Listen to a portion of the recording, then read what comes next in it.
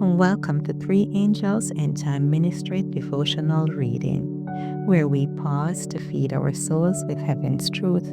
Today's reading is taken from the book To Be Like Jesus by Ellen G. White. And the topic for today, June 9th, is God's grace needed to polish us. But before we begin the reading, let's go ahead and listen to a song by our dear Sister Pasley.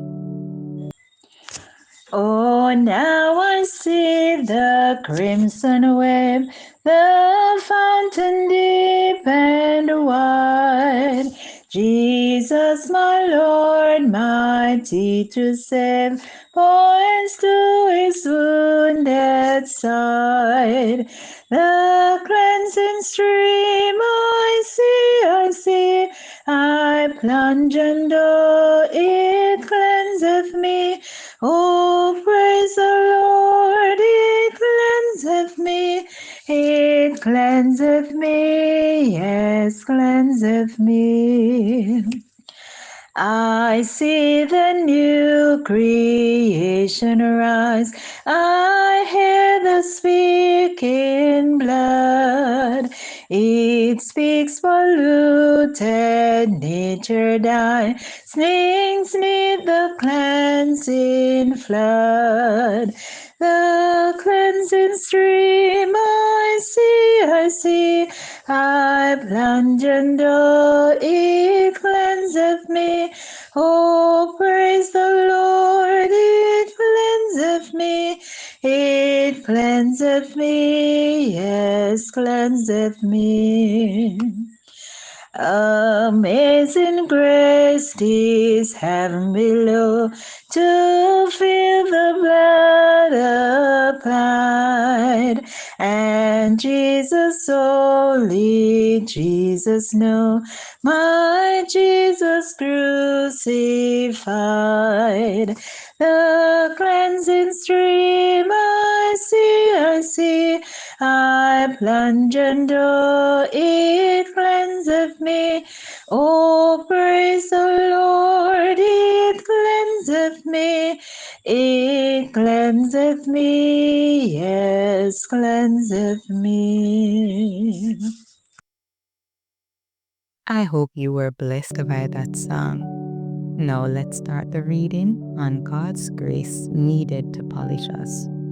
The scripture reading for today is taken from Leviticus chapter 25, verse 17, and it reads, "Therefore you shall not oppress one another, but you shall fear your God, for I am the Lord your God."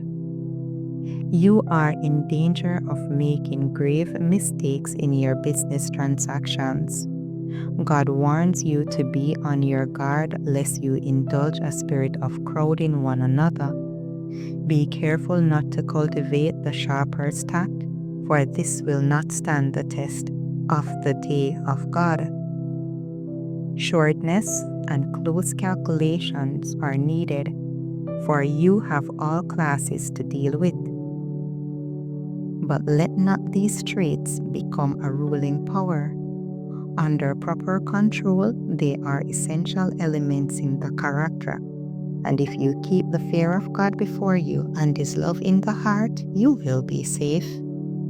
It is far better to yield some advantages that might be gained than to cultivate an avaricious spirit and thus make it a law of nature. Petty sharpness is unworthy of a Christian. We have been separated from the world by the great cleaver of truth. Our wrong traits of character are not always visible to ourselves, although they may be very apparent to others. But time and circumstances will surely prove us and bring to the light the gold of character or discover the baser metal. Every base thought, every wrong action reveals some defect in the character.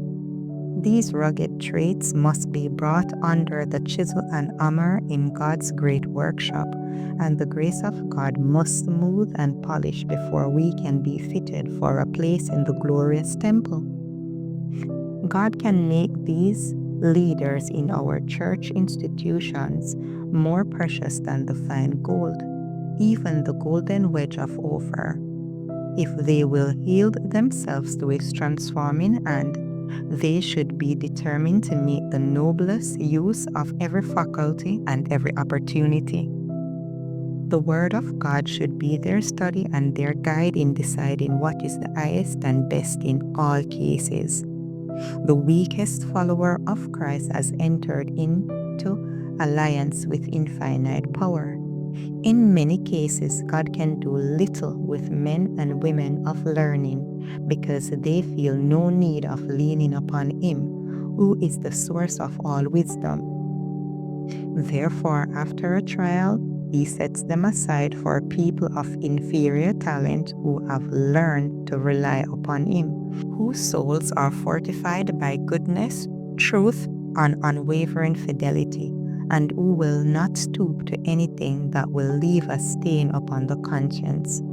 This reading was taken from Testimonies for the Church, Volume 4, reading pages 540 to 541. Thank you for listening, and remember to let the Word of God be a lamp unto your feet and a light unto your path. We invite you to come back tomorrow as we continue growing in grace through the inspired words of God.